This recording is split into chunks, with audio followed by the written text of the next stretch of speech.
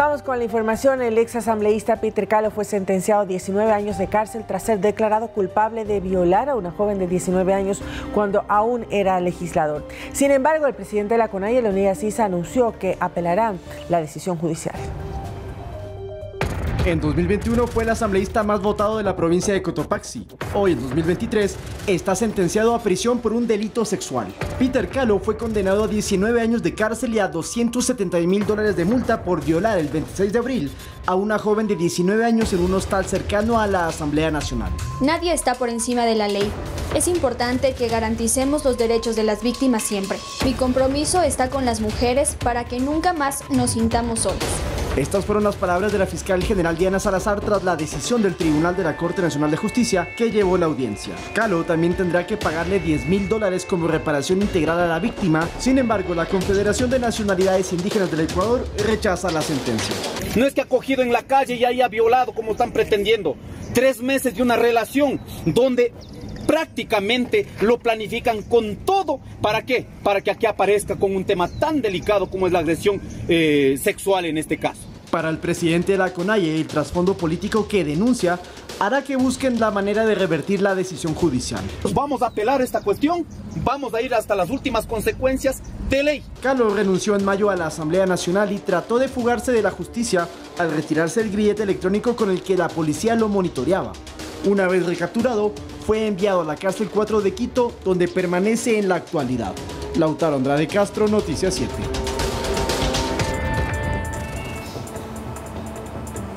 Bueno, ayer fue la sentencia de un caso que, como ya lo escuchamos, se inició en abril con estas denuncias contra el ex asambleísta. Él estuvo acompañado por su familia, aparte de toda la dirigencia de la CONAIE, quienes estuvieron muy pendientes de la decisión judicial. El tribunal dice que hay pruebas suficientes entonces para sentenciarlo, también para estos 600 salarios básicos, que más o menos es el monto que hemos revelado, de $270.000. $10.000 y $270.000 que tendría en total, ¿no? Sí, los 10.000 son la reparación integral, digamos. Ajá, así, sí, que recibe la víctima. El tema acá es que la CONAIE dice que esto está politizado. Que es una persecución política, ¿no? Lo que llama la atención también es que Leonidas Sisa ha manifestado que la supuesta víctima se ha retractado y ha dicho y ha pedido disculpas, ¿no? Que eso hay que tomarlo en cuenta y precisamente en base a eso van a pedir una apelación al caso. Claro, porque la víctima, y según lo que había denunciado incluso al inicio, ella fue a una supuesta entrevista de trabajo en un hostal cerca de la Asamblea, luego de una sesión que tuvo la Asamblea en esos momentos. Recordemos que estábamos en un momento de mucha crisis porque ya se estaba hablando del juicio político del presidente Guillermo Lasso, se estaba preparando todo eso. Carlos salió de la Asamblea, se fue al hostal y estando en ese lugar con una chica, ahí es que llega la denuncia o la llamada al ECU 911 y aparece la policía y lo detienen por esta, en ese momento, presunta violación, hoy ya sentenciada. Pero claro, y luego pues lo confirmaron porque le hicieron los exámenes médicos también a la víctima. Hubo relaciones sexuales. Y hubo pues una relación sexual forzosa y por eso se da todo este juicio. Calo es un personaje, por cierto, muy emblemático dentro de la dirigencia indígena de Cotopaxi. El más votado, además. El más votado de esa provincia. Él es oriundo de Salcedo. Recordarán ustedes que está entre La Tacunga y Quito. Fue uno de los partícipes de las protestas del 2021 y eso también fue lo que le permitió luego candidatizarse y ganar una curul, que la tuvo que perder. Pachacutic le quitó el respaldo, por cierto, una vez que surgió este caso. Y ahora, Carlos se encuentra, sigue, como lo dijimos, en la cárcel 4 de Quito tras ese incidente de quitarse el grillete electrónico que empañó mucho, por cierto, el proceso judicial, Meche. Bueno, veremos qué sucede porque recordemos que dentro de todo proceso judicial no es que la primera sentencia ya eso queda ahí. Hay siguientes trámites como una nueva apelación, la segunda instancia que se llama también, la casación, hasta que finalmente eso quede en firme. En todo caso, veremos cómo la CONAIE y su departamento jurídico pueden tratar de apelar una decisión que, insistimos, 19 años de cárcel según un tribunal de la Corte Nacional de Justicia. Bueno, y ahora vamos a conocer lo que dijo el ministro Zapata en relación a los grupos de delincuencia organizada, porque están presentes más de 13 grupos en nuestro país. Lo detalló así el ministro del Interior, Juan Zapata, en el espacio de entrevistas de Noticias 7. Además, informó que en lo que va del año, 64 delincuentes han sido abatidos. El mapa de riesgos en torno a seguridad cambió en los últimos años, así lo explica el ministro del Interior, Juan Zapata. Y es que Ecuador pasó de ser un país de tránsito de droga a uno de acopio y consumo, lo que llevó a que las provincias de la costa eleven sus índices de criminalidad. Está el 84% de los homicidios, el 84%. Y nosotros del análisis que hemos hecho, el 90% es violencia criminal. Según el ministro Zapata, más de 13 grupos de delincuencia organizada están presentes en nuestro territorio. Hay que entender quiénes son los lobos, los tiguerones, los águilas, los fatales, los chonequiles, los R7, los lagartos, los Mafia 18, los Latin Kings. Sin embargo, aclara que aún no está en el país el grupo criminal venezolano denominado Tren de Aragua. Nuestros equipos de inteligencia comparten información con los países vecinos. No tenemos nosotros alguna, digamos, una información que determine que esté en el país, ¿no? Sin embargo, estamos activados. A este panorama se suma otro inconveniente, señala Zapata, pues las extorsiones, vacunas y secuestros son modalidades que ingresaron al país y complicaron el escenario. Por ello se están tomando acciones. Ya se está reforzando la UNACE. De hecho, la planificación es que vayan 1000 policías a fortalecer los equipos de investigación y inteligencia. En el trabajo contra el crimen organizado, en lo que va del presente año, se abatieron a 64 delincuentes y en este camino también 32 policías perdieron la vida. ¿Pero por qué se dio este incremento de los GDO en el país? A decir del ministro, Ecuador no tuvo una fase de contención. Yo pongo el símil de Febres Cordero, y perdón que ponga ese ejemplo. Cuando empezó a nacer la guerrilla en el Ecuador, ¿qué hizo él? Una fase de contención. Pero aquí lastimosamente se miró para otro lado y se dejó crecer a tal punto que usted ve que utilizan municiones, coche bombas. Olga Velasco, Noticias 7. Bueno, miren, nosotros... Bueno, sobre este tema, a ver, es una situación compleja, como lo ha dicho el propio ministro, pero no nos olvidemos que hoy en día tenemos no solamente a la Policía Nacional que está en territorio, sino también a las Fuerzas Armadas, porque hay esta declaratoria de emergencia por el terrorismo en el país y que permite, mediante un estado de excepción del terrorismo como tal, que pueda intervenir entonces estas dos fuerzas para combatirlo. Sobre los GDOs, los grupos de delincuencia organizada, sí, 13 es un número alto, pero además, y lo llamativo, es que se encuentran en todo el país. Es decir, a excepción de Galápagos, hay presencia de estas bandas en el resto de provincias, en algunas con más que en otras. Hay unas que son más grandes también, pero sobre todo donde mayor crisis se está generando, Guayas, Manabí, Los Ríos, Esmeraldas, y en Pichincha también hay células de algunos de estos grupos que están sobre todo en sectores populares de Quito. Interesante lo que mencionaba el ministro del Interior el día de ayer, la etapa de contención, que generalmente se actúa las fuerzas del orden frente a estos grupos que se están organizando, estos grupos delincuenciales que se están organizando. Lamentablemente no se lo realizó acá en nuestro país y por eso ahora se tiene que llegar a actuar de una diferente manera para poder realmente frenar esta delincuencia organizada que está cada vez en más partes, en más lugares de nuestro país. Y el presidente Noboa precisamente ha mencionado de que está realizando primero solicitudes para poder tener esta asesoría y poder enfrentar estas bandas delincuenciales y poder otorgar más seguridad al país también. Y bueno, y también que a través de esta consulta popular que la van a plantear los primeros y que se va a realizar en los primeros 100 días de su gobierno, bueno, el rol de las Fuerzas Armadas también es una de las inquietudes y de las propuestas para poder cambiar dentro de nuestra sociedad y pues directamente relacionado con la contención, ¿no es cierto?, con el manejo de estas bandas organizadas. Y no nos olvidemos que en la Asamblea Nacional hay un proyecto de reforma parcial para que las Fuerzas Armadas puedan colaborar y coordinar acciones con la policía. Eso está todavía pendiente. Cuando se posesione el nuevo legislativo, pues será una de las primeras acciones que ya dicen los analistas políticos, y me animo a decir que la sociedad que empiecen a abordar eso porque es algo urgente. Pero por eso la consulta popular también, ¿no? Si que no se da trámite dentro de la Asamblea, pues para eso está la consulta popular. Y es que además de todo esto, recordemos, Meche, que de los grupos de delincuencia organizada, quienes los integran hoy en día son adolescentes. Y llamaba la atención, no sé si te pasó a ti el día de ayer, la cantidad de nombres de bandas organizadas que existen en la rapidez también, cómo las tiene identificadas el ministro Zapata. A mí me gusta el tema histórico, ¿no?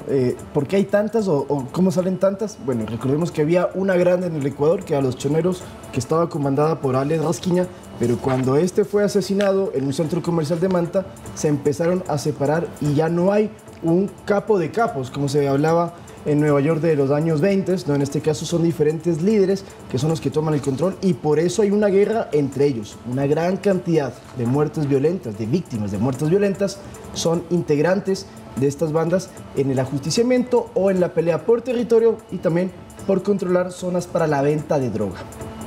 Vamos ahora con otros temas, cuando son exactamente las 7 de la mañana con 12 minutos y les contamos que un fatal accidente de tránsito se registró la mañana de este lunes en el sector del Comité del Pueblo en el norte de Quito, cuando un bus de transporte urbano perdió los frenos y se impactó contra otro vehículo. Producto de la colisión, como estamos viendo en pantalla, un motociclista no pudo esquivar al auto liviano y falleció aplastado por las llantas del pesado automotor, mientras que otras 3 personas resultaron heridas. Las imágenes fueron captadas por la cámara de seguridad ubicada precisamente en la avenida 6 de diciembre y Juan Molineros. Allí se observa cómo el chofer, luego del accidente, trató lamentablemente de darse a la fuga. Podríamos, producción, ver el video con el audio ambiental para que ustedes escuchen, porque por eso podemos presumir que perdió frenos. Miren.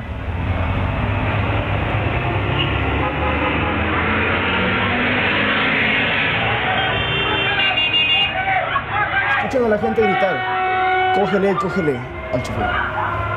Bueno, el conductor de la motocicleta fue identificado como Adrián Enrique Basurto Parra, de tan solo 26 años. El joven se desempeñaba como guardia de seguridad y deja un niño en la orfandad. En las redes sociales precisamente tenía fotografías con el hijo, con esa motocicleta pues que falleció el día de ayer en este accidente de tránsito. Era oriundo del cantón Buena Fe en la provincia de Los Ríos. Terribles imágenes, la verdad. Muy, pero muy fuertes.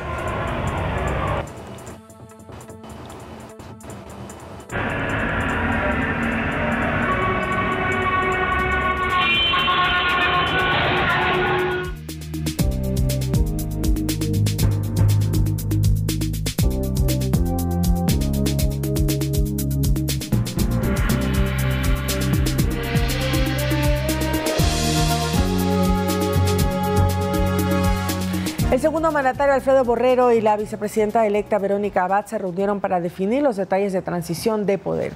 Abad resaltó que su equipo enfocará su trabajo en el tema social. Con alfombra roja y escoltada por los granaderos de Tarqui llegó la vicepresidenta electa Verónica Abad a lo que será su nueva casa hasta mayo del 2025. Allí le esperaba el actual segundo mandatario Alfredo Borrero, con quien se reunió para iniciar el proceso de transición de mando. Se inició el proceso de transición de acuerdo a las disposiciones del señor presidente de la República, Guillermo Lasso Mendoza, y en un corto informe que le acabamos de entregar a la señora vicepresidenta, se van a delinear ya los equipos de trabajo para que este proceso de transición sea absolutamente profesional, técnico y con toda la información. Borrero le deseó éxitos a la nueva vicepresidenta y puso a disposición toda la información que requiera su equipo de trabajo. Hoy, en adelante, ustedes tendrán una vicepresidenta muy presente en territorio, que es muy importante, en donde volvemos nuevamente a tener los puentes que necesitamos para el nuevo Ecuador que proponemos con nuestro presidente Daniel. De su parte, Abad resaltó a los profesionales que tendrá como equipo, mismo que se enfocará mucho en el tema social. Tenemos mujeres muy destacadas, mujeres que han peleado siempre el tema de inclusividad de pueblos y nacionalidades. El equipo legal que nos acompaña, constitucionalista, es muy importante para hacer una transición correcta, transparente, que es lo que queremos dar al pueblo ecuatoriano. Transparentar cada proceso, transparentar cómo vamos construyendo ese hermoso territorio ecuatoriano. El encuentro se da una semana después de la reunión entre el presidente Guillermo Lasso y el presidente electo Daniel Noboa, también para alistar el proceso de transición. Edison Saavedra, Noticias 7.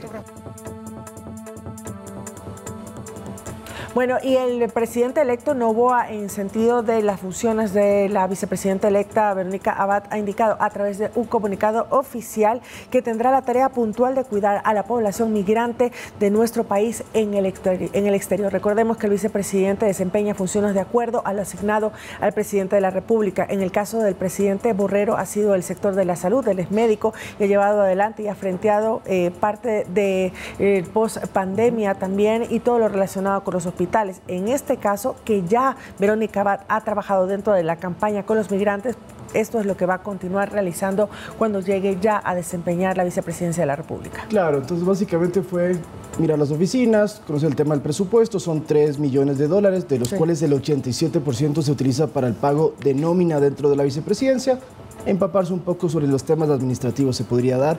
Ahora un dato curioso, son 2 vicepresidentes cuencanos. Sí. Ojo, y la primera vez que hay 2 vicepresidentes seguidos que son de Cuenca, otros cuencanos que también ocuparon ese cargo, Rosalía Arteaga y también Alejandro Serrano Aguilar, aunque él nació en Azogues, pero se desempeñó durante su vida profesional en Cuenca. Eso como dato, 4 cuencanos en la vicepresidencia desde el retorno a la democracia. Estamos de regreso, 7 de la mañana con 20 minutos. Le poníamos en pantalla la información sobre el pico y placa para que usted no cometa errores y no salga con el automóvil si el día de hoy no tiene circulación su placa. 7 de la mañana con 20 minutos seguimos. El asambleísta Ferdinand Álvarez renunció a la coordinación ya del bloque legislativo del Movimiento Revolución Ciudadana tras la pugna interna al interior de esa agrupación política y que involucra al ex vicepresidente Jorge Glass y a su ex asesora Soledad Padilla. Verina Correa, legisladora que encabezó la lista nacional del movimiento en los últimos comicios, dijo a Diario El Universo que Álvarez tomó la decisión de dar un paso al costado al cargo que iba a ocupar como cabeza de la primera minoría del Parlamento y ese lugar será ocupado por Viviana Veloz. Y en horas de la noche, Ferdinand Álvarez le notificó al Consejo Nacional Electoral, al CNE, su desafiliación de la Revolución Ciudadana y se espera un pronunciamiento este martes sobre el tema. Se desafilia, no es más miembro de esa agrupación política, no pierde su curul, seguirá siendo asambleísta, posiblemente independiente, a menos que llegue a algún acuerdo con otra bancada o con otra minoría, mejor dicho, que eso se lo puede hacer, pero ya no integra la Revolución Ciudadana. Primero dijeron, no sigue como coordinador, como autoridad, y ahora ni siquiera es miembro tras lo que ha sucedido entonces, que es de conocimiento público. Bueno, la Revolución Ciudadana pierde entonces un legislador. Pierde un legislador, exactamente eso, y posiblemente no es el único que se va a salir de la Revolución Ciudadana.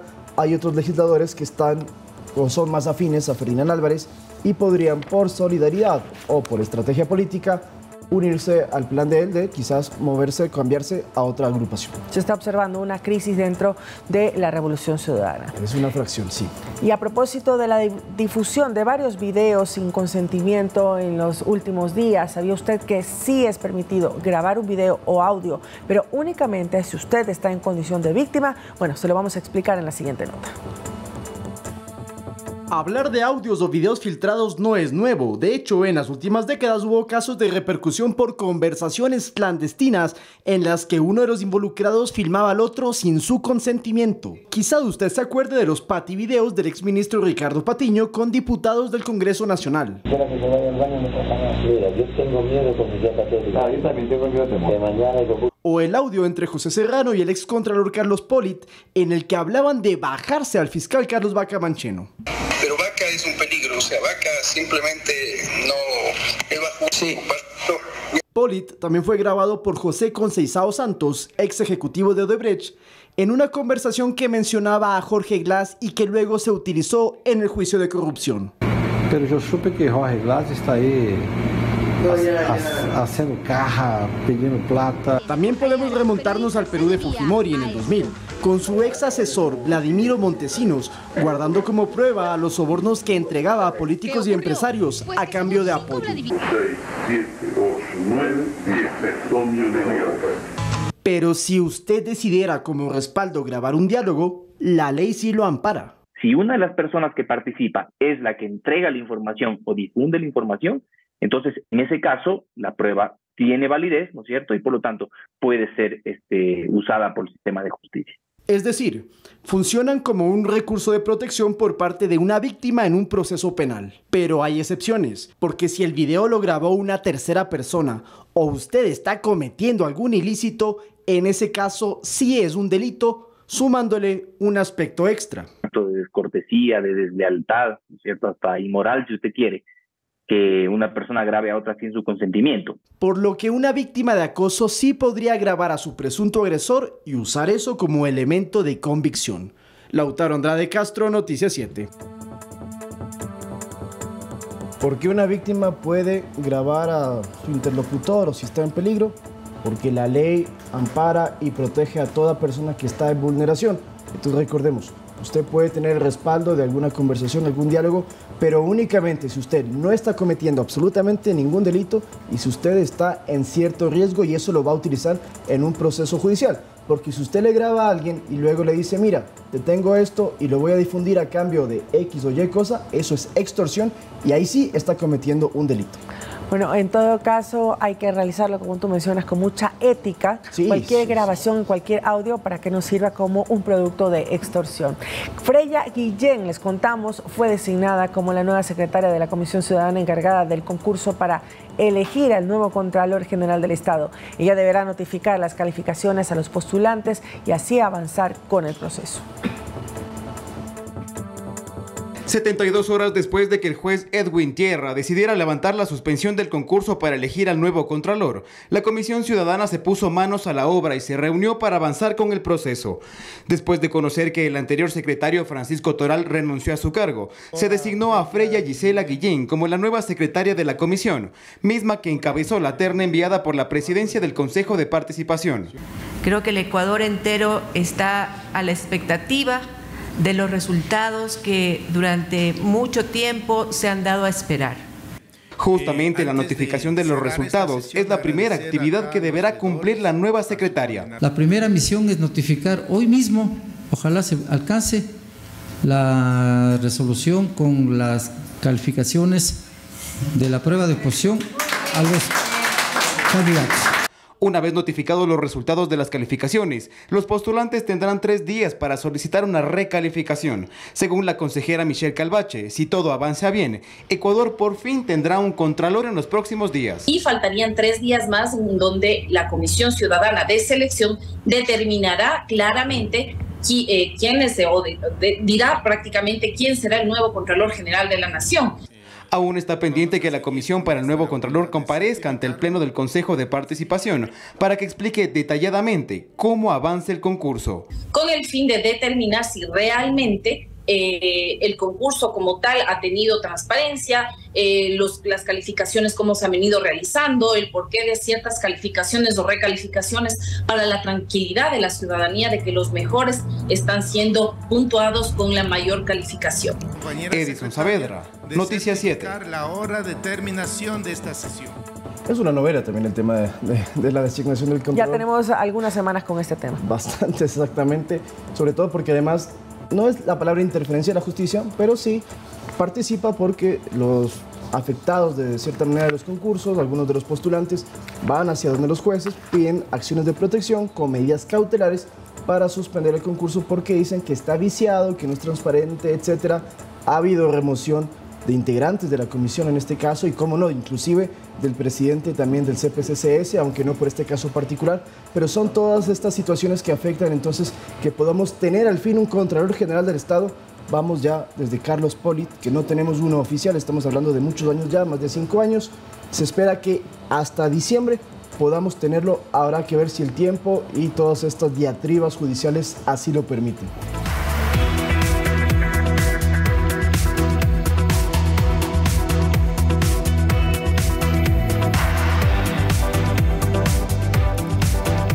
Perdón, pero la postal que acabamos de ver... Impresionante. Increíble. Tenemos información sobre el Cotopaxi. Más adelante se la vamos a contar, por cierto. Quédense atentos con esa nota. Por ahora les contamos que el Ministerio de Inclusión Económica y Social lideró la primera Asamblea Nacional para la Protección de los Derechos de los Adultos Mayores, que según el INEC corresponden al 9% de la población nacional. El objetivo es focalizar las acciones interinstitucionales para una atención en el menor tiempo. En el Ecuador, 344.000 personas adultas mayores son atendidas por el Ministerio de Inclusión Económica y Social. Esta población se encuentra en situación de pobreza extrema o vulnerabilidad. Esta cartera de Estado tuvo este 23 de octubre la primera Asamblea Nacional para la construcción del Plan Nacional para la Protección Integral de los Derechos de las Personas Adultas Mayores. Así lo explicó el ministro Esteban Bernal. La continuidad del sistema y de las mesas es de que esto se territorialice, de tal manera de que existe algún problema con los adultos mayores, violación de derechos, la no actividad o la no participación de los actores locales, se active el sistema de manera territorial por provincia, o probablemente por zona. Por su parte, la subsecretaria de Gestión Intergeneracional, María de Lourdes Muñoz, mencionó que junto con el plan se tendrá un registro digital de la situación general de los adultos mayores en el país y no únicamente de los beneficiarios del MIES. Este sistema, lo interesante es que aborda al 1,5 millones de personas adultas mayores del Ecuador porque tiene un campo de acción del 100% de la población de adultos mayores, que hoy por hoy representa el 9% de la población más o menos. Este plan busca cubrir las necesidades emocionales, económicas, de salud y sociales del adulto mayor. Olga Cajas, de 77 años, es parte del Centro del Adulto Mayor de Los Chillos y nos cuenta que le salvó de la depresión formar parte del mismo. El COVID, yo estuve casi 2 años encerrada, pero en algún momento no permití que la depresión me gane, porque la depresión mata al adulto mayor. Bernal agregó que entre las acciones que se han tomado en su gestión ha sido la aprobación de la tabla mínima de pensiones para adultos mayores, beneficiando a más de 3.000 personas en situación de abandono y vulnerabilidad. Manuela Bedón, Noticias 7. Bueno, el INEC ha presentado cifras determinantes de cómo se está llevando y cómo se está desenvolviendo la sociedad, nuestro país. Y algo que hay que destacar es que las provincias como Loja, Azuay y Tungurahua, pues son las provincias que más están envejeciendo, con una población de adultos mayores. Esto es muy notorio por la caída de la natalidad, lo que ha provocado pues que esta población de adultos mayores tenga un peso mayor en estas 3 provincias de nuestro país. Y es que hay un fenómeno social, si se lo puede decir así, para que haya este tema de que se envejezcan, sobre todo en la Sierra Central, la migración. Hoy en día, muchos jóvenes, adultos jóvenes, niños y adolescentes se van del país al exterior, principalmente a Estados Unidos, incluso algunos de Europa, y eso hace que quienes se quedan ya son los abuelos, no hay niños, y entonces se empieza a envejecer la población, y lo que esto tiene que implicar a las autoridades y al gobierno entrante y a quienes estén a cargo de las alcaldías es generar política pública para ellos, porque recordemos que un adulto mayor pues necesita también otras condiciones, es decir, estamos siempre pensando en ciudades aptas para los jóvenes, para los niños, pero ahora tenemos que centrarnos también en los adultos mayores y eso es muy importante porque es una serie de atenciones, principalmente o incluso el tema de que haya pasamanos, el tema de que haya rampas, no tanto de escaleras en las diferentes veredas, etcétera, para que se pueda transitar y vivir bien, porque ser adulto mayor no significa que son personas que no pueden desarrollarse en la sociedad y que tienen que estar encerrados en una casa, al contrario, tienen todavía mucho por delante, pero se necesitan programas y políticas sociales para que puedan tener unos buenos años de vida. Y para que sea una sociedad inclusiva, ¿no? Para las personas con discapacidad también en su día a día, en la cotidianidad, la movilidad es tremendamente importante. Y en relación a la migración que tú mencionas, es cierto, las provincias que tienen un fenómeno de migración importante, como la Sierra Central, son las que tienen un mayor porcentaje de adultos mayores. Por ejemplo, también las provincias de Carchi y Bolívar son 46 adultos mayores por cada 100 niños. Wow. En contraste, en las provincias de la Amazonía son las que menos población de adultos mayores tienen con relación a los niños, en especial la de Orellana, que tiene apenas 13 personas mayores de 65 años por cada 100 niños. ¿Y sabes por qué se da eso en la Amazonía? Allí, en cambio, las familias tienen muchísimos hijos. Más niños, pero claro. Muchísimos. O sea, hay algunas comunidades, Pobrán y Shuar, donde tienen mínimo de 9 a 10 pequeños en cada uno de los hogares. Y eso hace que, pues, obviamente, la natalidad sea mayor y sean poblaciones todavía muy jóvenes. Y en ese sentido, también el director del INEC indica que esta situación se va a ir incrementando porque cada vez hay menos nacimientos en nuestro país. En el Sistema Integrado de Emergencia EQ 911, cada día se reportan 9 emergencias por accidentes cerebrovasculares, por sus siglas ACV. En este tipo de incidentes, el tiempo de acción es vital para minimizar los impactos a futuro. Les contamos más en la siguiente nota. Buenos días, llamaste al EQ 911. ¿Cuál es tu emergencia? Mi padre está muriendo de ¿Sabe usted lo que es un accidente cerebrovascular? Pues este se da cuando un coágulo de sangre, conocido como trombo, bloquea o tapa una arteria que se comunica con el cerebro. ¿Tiene alguna enfermedad de importancia? Hipertensión. ¿Un tratamiento? Sí. ¿Y a qué le sucede al momento?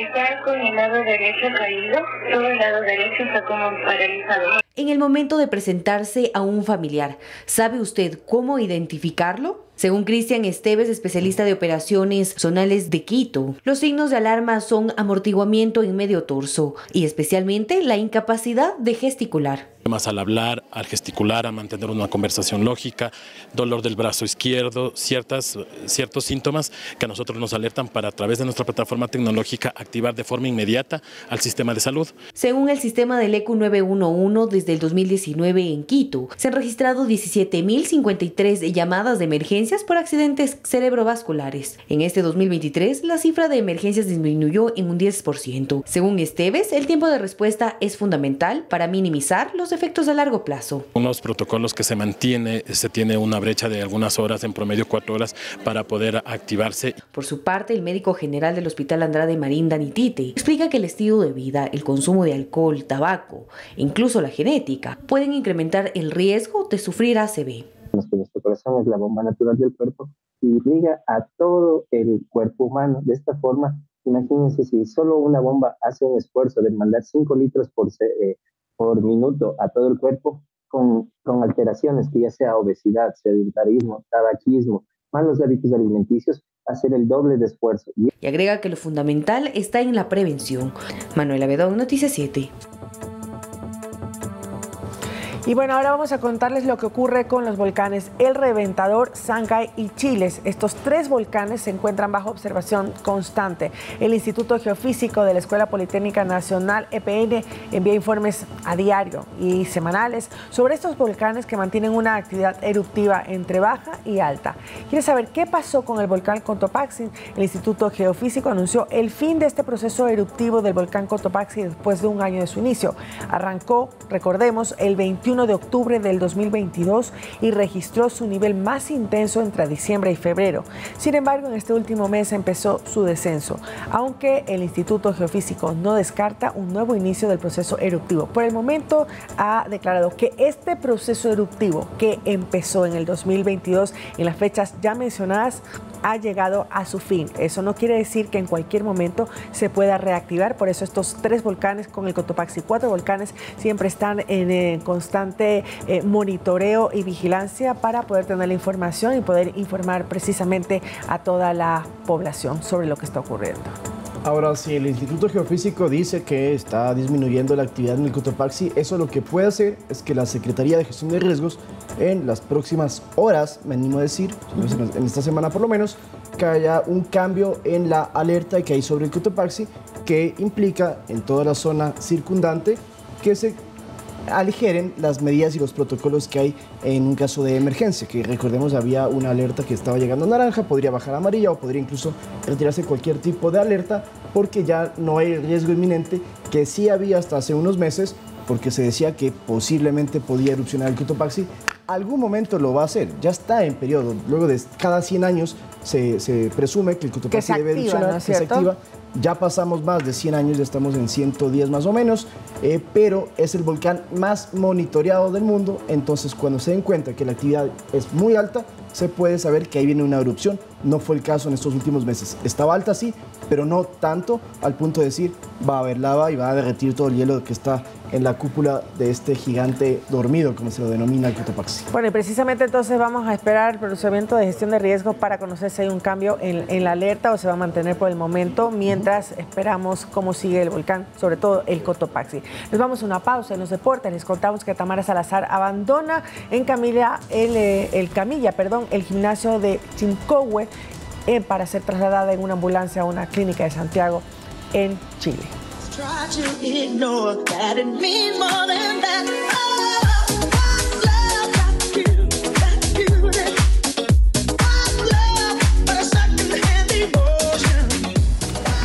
Hola, hola, muy buenos días. Estamos acá y nos encantaría estar con ese ánimo de la música aquí bailando por una medalla de oro, pero lamentablemente ayer Tamara Salazar, que era nuestra esperanza para conseguir otra presea dorada, pues lamentablemente sufrió una lesión incluso antes de salir a competir en este levantamiento de pesas en los Juegos Panamericanos de Chile 2023, que es en donde estamos compitiendo en este momento con algunos representantes. La ecuatoriana sintió una molestia en la zona de lumbar, entonces tuvo que ser retirada en ambulancia, inclusive someterse a algunos chequeos, resonancias y demás para ver qué es lo que había ocurrido. Ahí estamos viendo entre lágrimas, la carchense se retiró porque evidentemente esto también le significaba un cupo para los Juegos Olímpicos de París del próximo año.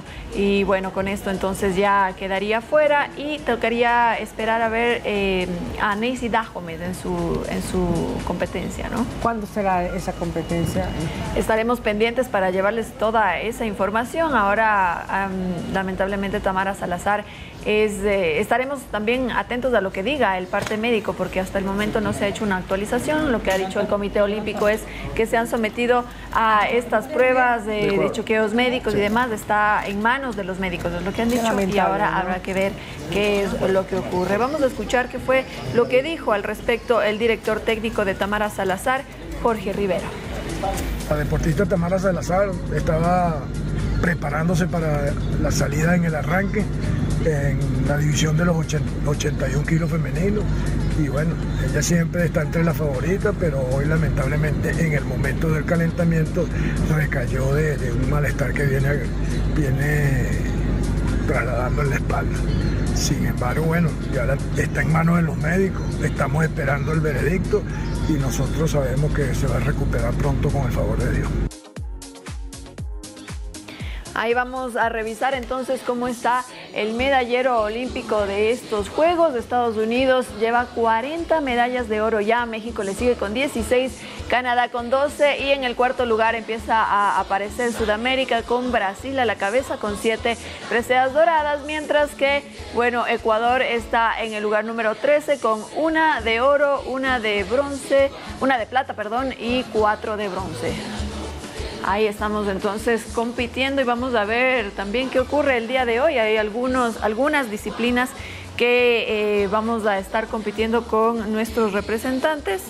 Vamos a revisar entonces un poquito de lo que ocurrió también el día de ayer, porque otros 2 representantes tendremos en los Juegos de París, y se trata nada más y nada menos que de Andrés Torres y María Sol Naranjo. Ahí estamos viendo, ambos compitieron en el pentatlón moderno, así es como se llama, y los 2 consiguieron entonces este pase.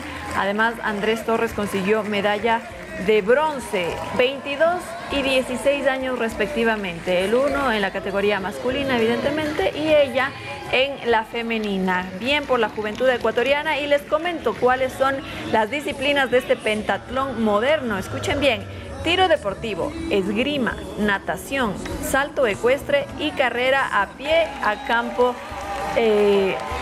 traviesa, entiendo que es, ¿no? Sí. Y bueno, ahí está entonces esta alegría para Ecuador, que tiene ya algunos clasificados entonces a los Juegos de París 2024. Vamos a ver cuáles son estos deportistas que estarán entonces en la en el caso de Andrés, competencia de París. Que por cierto, si mi memoria no falla, estuvo también en Lima en la primera participación de ecuatorianos en esta disciplina.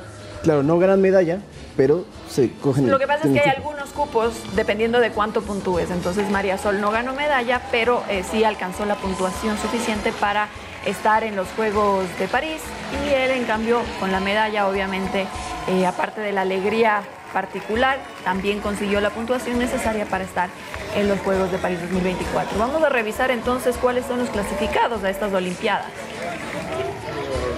Estoy muy feliz, como les comentaba, yo vine aquí buscando la medalla de oro, sin embargo me voy muy feliz con la clasificación a París y con la medalla de bronce. Y objetivo cumplido, la verdad que más o menos cumplido, porque es el inicio de un gran camino que nos queda por recorrer. Yo le he dicho a mi entrenador que yo pienso retirarme cuando tenga 38 años o algo así. Me siento muy emocionada, muy inspirada, muy motivada a seguir dándole más duro, y es un sueño hecho realidad.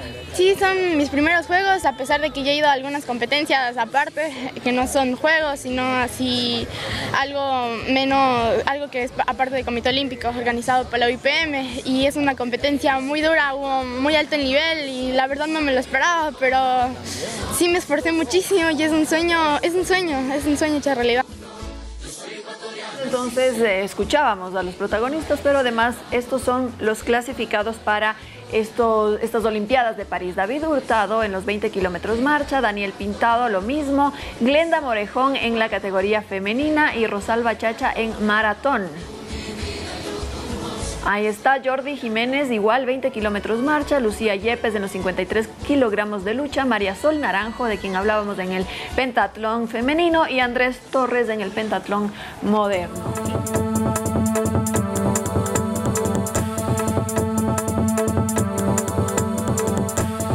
Las elecciones en Argentina, sorpresa tras estas votaciones del domingo para elegir a su próximo presidente. Sergio Massa, del oficialismo, se quedó con el primer lugar, mientras que Javier Milei, quien lideraba en las encuestas, terminó segundo. Ambos irán a la segunda vuelta, que se realizará el 19 de noviembre. No solo no ganó en primera vuelta como lo aseguró hasta el final de su campaña, sino que Javier Milei, candidato ultraderechista a la presidencia de Argentina, que además era favorito en los sondeos, quedó segundo con el 30% de los votos, por detrás de Sergio Massa, candidato oficialista del kirchnerismo. Lo que tenemos que entender es que enfrente tenemos una organización criminal y que no va a dejar barbaridad por cometer con tal de sostenerse en el poder. No podemos permitir que el kirchnerismo nos siga destruyendo la vida. La elección que tenemos por delante es muy clara. O cambiamos o nos hundimos. Massa, que es el actual ministro de Economía del gobierno del presidente Alberto Fernández, captó casi el 37% de los votos, número que sorprende dadas las condiciones económicas actuales de Argentina, que en septiembre alcanzó una inflación del 138% y enfrenta una crisis de su deuda externa que trae consigo el fantasma del corralito bancario y la debacle económica que sufrió en 2001. Mi compromiso es construir más orden, más seguridad y no improvisación. Que mi compromiso es construir reglas claras frente a la incertidumbre. Según analistas, el triunfo momentáneo de Massa se debe a que, dado el cargo que ocupa, durante su campaña aplicó varias medidas para beneficiar en el corto plazo a diferentes sectores económicos que al final le dieron su respaldo. Resta por ver cuál de los dos captará el apoyo de las fuerzas políticas que se quedaron en el camino y lo que ocurrirá el próximo 19 de noviembre, cuando ambos candidatos se enfrenten en segunda vuelta. Miriam Zambrano, Noticias 7. La Argentina tiene que entrar en un proceso de... 5.087 muertos y cerca de 15.500 heridos es lo que deja Gaza por la guerra entre Israel y Hamas, que ya está en su tercera semana. La ayuda humanitaria empezó a ingresar el fin de semana, pero la crisis es tal que no ha servido para paliar las principales necesidades del pueblo palestino. Cuando parecía que el alivio llegaba con el ingreso este fin de semana de los primeros convoys con ayuda humanitaria a la Franja de Gaza, los bombardeos de Israel se intensificaron, elevando la cifra de muertos a más de 5.000. El ejército israelí advirtió el fin de semana que así lo haría y volvió a pedir a los civiles que abandonen el norte de la franja, al tiempo que los hospitales están desbordados por el número de víctimas. Unas 436 personas, entre ellas 182 niños, murieron en los últimos ataques nocturnos contra Gaza, dijo el Ministerio de Salud palestino en un comunicado. Por su parte, las fuerzas de defensa de Israel actualizaron la cifra de secuestrados por Hamas y aseguran que 222 personas fueron tomadas como rehenes durante el ataque armado del pasado 7 de octubre, aunque aseguran que todos están vivos. Mientras la guerra entre Israel y Hamas entra en su tercera semana, los líderes del mundo continúan sus esfuerzos por reactivar el proceso de paz en Medio Oriente. El máximo diplomático de la Unión Europea, Josep Borrell, encabezó los pedidos para lo que llama una pausa humanitaria que la considera más factible que un alto al fuego. Hay un consenso básico para entender que una pausa por razones humanitarias sería muy necesaria para que la ayuda humanitaria pudiera entrar sin correr los riesgos que significa una acción bélica continuada. La crisis es tal que los médicos en Gaza se han visto obligados a operar sin morfina ni analgésicos y según la ONU, tan urgente como agua y alimentos es la necesidad de combustible para que los hospitales sigan operando. Miriam Zambrano, Noticias 7. Bueno, y sobre este tema cabe recalcar que el día de ayer, lunes, se liberó a otras 2 rehenes que estaban en manos de Hamás. Así lo confirmó la oficina del primer ministro de Israel, Benjamín Netanyahu. Y se trata, vamos a ver las imágenes, ahí están, miren ustedes. Se trata de Nurit Cooper, de 79 años, y Yoshebet Lifshitz, de 85 años. Ellas fueron secuestradas en el ataque del 7 de octubre y bueno, finalmente están ya liberadas, digamos. Esperemos que sus condiciones de salud sean óptimas, porque las otras 2 liberadas estadounidenses, que fue la semana anterior también, al final se conoció que era por el grave estado de salud de la madre, porque fueron liberadas madre e hija. Entonces, el grave estado de salud de la madre fue lo que llevó a que le entreguen a la Cruz Roja a ambas, y luego de eso ya, bueno, están en manos de los médicos. Esperemos que no sea el caso de estas 2 nuevas liberadas. Bueno, se unen esfuerzos por parte de líderes mundiales para poder encontrar un fin a este conflicto armado que ya llevan 3 semanas entre Israel y el grupo Hamás, y como consecuencia pues de miles de muertos. La semana pasada estuvo Joe Biden, el presidente de los Estados Unidos. Está en estos momentos el presidente de Francia, Macron, que ha ido sobre todo a Tel Aviv para en primera instancia hablar sobre las víctimas, los franceses que se encuentran dentro de este territorio, y también se va a desplazar a Cisjordania, en Ramallah, para mantener conversaciones con el presidente palestino Mahmoud Abbas. ¿Va a entrar a Palestina? Va a entrar entonces, sí, también. Un gran esfuerzo que está haciendo también por conocer cómo están los franceses y también por ayudar en el conflicto. Bueno, compañeras, si el tiempo me lo permite, cambiemos de tema radicalmente y algo positivo para no acabar este martes tan tristes por lo que sucede en Gaza. Y es que, aunque es una noticia triste, curiosa pero triste, porque en la localidad portuguesa de Conqueiros, donde vivió toda su familia, estoy hablando de Bobby, el perro más longevo de la historia, récord Guinness. Era el más viejo del mundo, de raza mastín alentejo, y vivió, ¿saben cuánto? ¡Wow! 31 años. Eso es lo positivo, 31 años. El récord es bueno. Una vida feliz, esperemos. Sí, lástima que ya pereció, pero 31 años, el más longevo, así que interesante dato. Con eso nos despedimos, amigos. Buenos días.